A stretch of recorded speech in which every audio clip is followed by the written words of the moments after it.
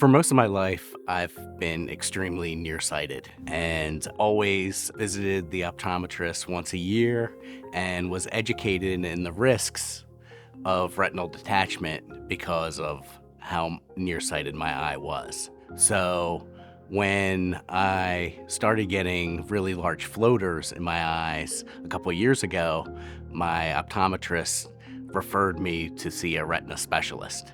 And when I visited them, he also explained the risks associated with the nearsightedness and what to look out for with retinal detachment. Not so much the floaters, but a shadow coming across my vision, which would require prompt treatment.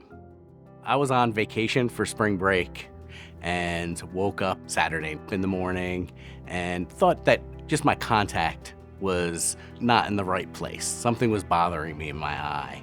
And then by lunchtime, it was noticeable enough that I mentioned it to my family that my eye was bothering me.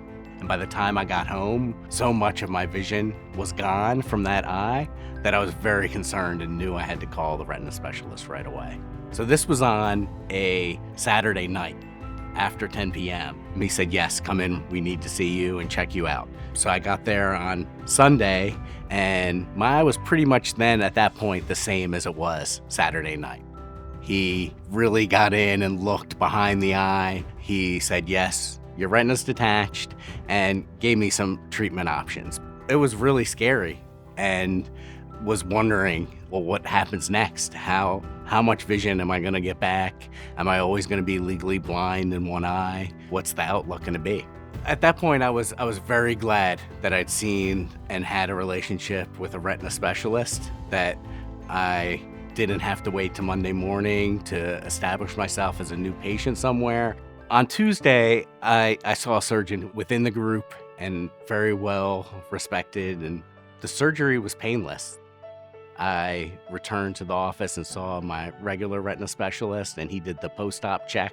They took off the bandage and the guard that was on the eye, prescribed me some drops, and said I had to keep my head down for the next 3 days. There was a gas bubble that was in my eye, and that was blocking my vision. So I still didn't know how much of my vision would return because the gas bubble was blocking the vision at that point.